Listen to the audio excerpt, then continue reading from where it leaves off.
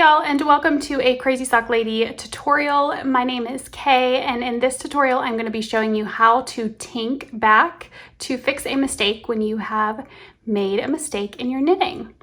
So here I am working on my beekeeper cardigan. I will link the pattern down below, but I noticed this morning when I picked it back up to work on it that yesterday I had made a mistake right here. What I'm guessing I did is I created an eyelet. There are no eyelets in the sweater. And then I just worked into that eyelet for a couple of rows. So now I need to fix that mistake. I did think about just leaving it and then kind of weaving the stitches together on the inside to close up that gap, but I thought this was a good opportunity to record a tutorial on this because it is one that has been requested quite a few times. So let me get turned around here to the correct side that I'm on. I'm going to show you how to tink back on both sides of the fabric, so knit and purl stitches. I'm just going to set up like I normally would to knit. So I wrap the yarn twice around my pinky. This is something else I've had requested, so I will go ahead and show you this. I wrap the yarn twice around my pinky, over my ring finger, under my middle finger, and then over my pointer finger. That's how I tension my yarn.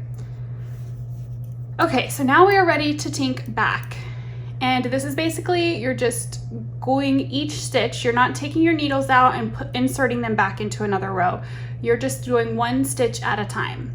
I will do this if I only have a couple of rows to take out. If I have more than that, I will typically just take the needles out and insert them back in at a good spot before the mistake. But for tinking a knit stitch, we're just taking our left hand needle. I still keep a good tension on this. I find that it's easier to get into the stitch. And we're going into the stitch under the one on the needle. So here's the one on our needle. We're going into this one down here. Just like that. It's on our left hand needle now. We're going to take the stitch that's on our right hand needle off. I'm going to show you that a couple of more times.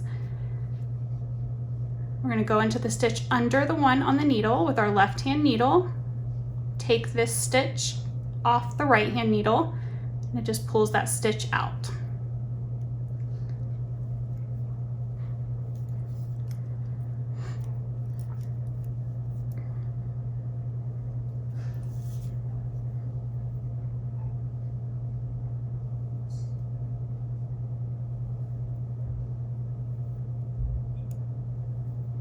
You just work all the way across whatever row or round you're doing until you get back to your mistake. So I'm going to go ahead and take out this row, and then when I get to the other side, I will show you how to tink a purl stitch.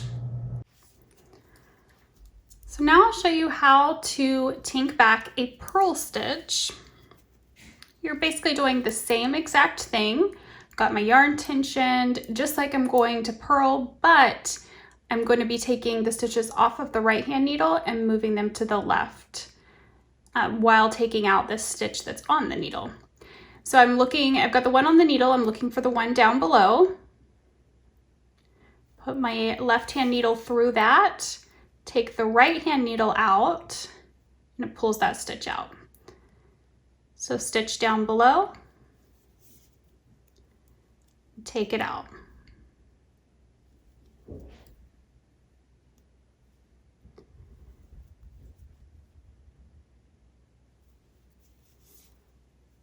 And that is how you tink a purl stitch. So I hope that you guys found this tutorial helpful for how to tink back to fix your mistakes. Thanks for watching.